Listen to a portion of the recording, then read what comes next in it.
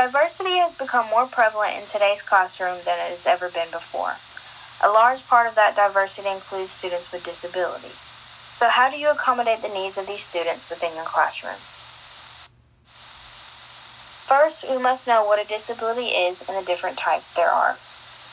A disability is any condition of the body or mind that makes it more difficult for the person with the condition to do certain activities and interact with the world around them. Types of disabilities: hearing impairments, visual impairments, physical impairments, emotional problems, ADHD, learning disabilities, and gifted students. Hearing. Hearing can range from mildly impaired to total deafness. Although it is unlikely that you will have any deaf students in your classroom, it is quite possible that you will have one or more who will need to wear 1 or 2 hearing aids. Here are some teaching strategies. Provide written or pictorial directions. Physically act out the steps for any activity. You or one of the other students in the class can do this. Seat a hearing impaired child in the front of the classroom. Seating a hearing impaired child in front of the classroom in a place where he or she has a good vision of both you and the chalkboard. Be sure to enunciate your words. Many hearing impaired children have been taught to read lips, but don't overdo it and look directly at the hearing impaired student or in his or her general direction. Visual. All students exhibit different levels of visual acuity. Tape record. Tape record portions of textbooks, trade books, and other printed materials so students can listen with earphones to an oral presentation of necessary material. Use white chalk and bold lines when writing on a chalkboard. Also, be sure to say out loud whatever you write on the chalkboard. Seat the visually impaired student close to the main instructional area. As with hearing impaired students, it is important to seat the visually impaired student close to the main instructional area and provide clear oral instructions. Physical. May range from severe to mild and may be the result of one or more factors. Physically challenged students include those who require the aid of a wheelchair, canes, walkers, braces, crutches, or other physical aids for getting around. The importance is the fact that these students are no different intellectually than the more mobile students in your classroom. Here are some teaching strategies to keep in mind. Be sure there's access to all parts of the classroom.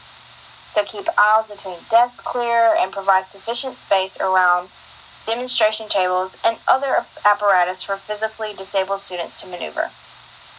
Establish a rotating series of helpers to assist moving throughout the classroom.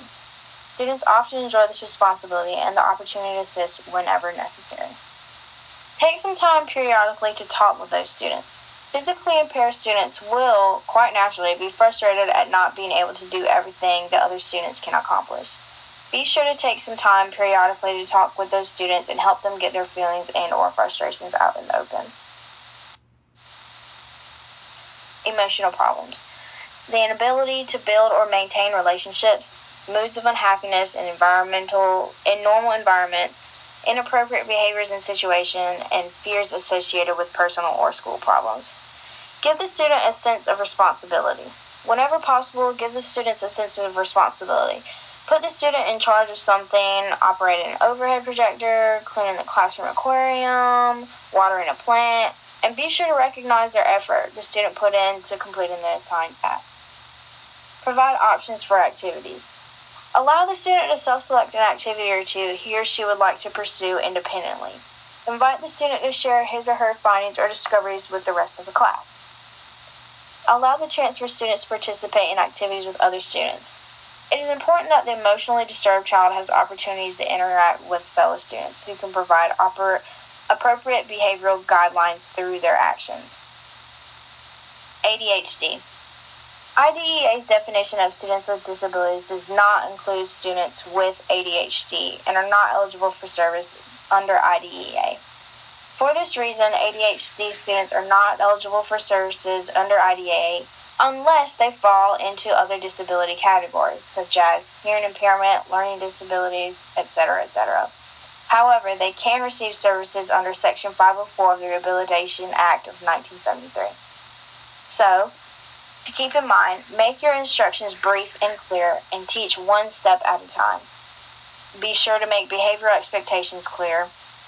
Adjust work time so it matches attention spans, and provide frequent breaks as necessary. Currently, in my practicum classroom, I have a child with ADHD, and my CT suggested to his parents who did not want to put him on medication that he drink a little bit of caffeine before he comes to school every morning. This has made a significant change in his actions, and he has been able to focus a lot more in the classroom. When he starts to act up again, she just asks him to go take a swallow of his caffeine and come right back, and he is back to normal in 5 to 10 minutes. I had no idea about this until my teacher mentioned it, and she saw it on the Today Show, and it has worked very well. Learning disabilities. Demonstrate a significant discrepancy between academic success and intellectual abilities.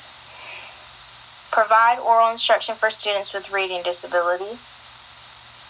Present tests and reading materials in an oral format so the assessment is not completely affected by a lack of reading skills. Provide learning disability students with frequent progress checks. Let them know how well they're progressing toward an individual or class goal. Provide them with concrete objects and events. Learning disabled children have difficulty learning abstract terms and concepts, so it helps if you provide them with items they can touch, hear, smell, etc., etc. Gifted students. Often the first one is done with assignments and asked for more interesting work. Now, gifted students may not typically be thought of as a disabled student, but I thought it was important to include because sometimes your more gifted students who excel in academics are not so accomplished when it comes to social skills, and we know that those social skills are crucial to help with the development process of early childhood. So, some instructional strategies you can implement in your classroom for your gifted students are: provide opportunities for group work. Group work allows for students to work as a team and share their perspectives with one another. And you can also put students in multiple environments. By this I mean getting children out of their comfort zone and having them interacting with different children to allow them to experience new opportunities for friendship. Here are my resources.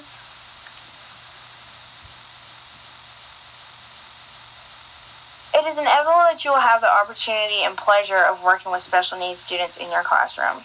You may need to make accommodations for some and modifications for others. Providing for the needs of special education students will certainly be one of your greatest challenges as a teacher.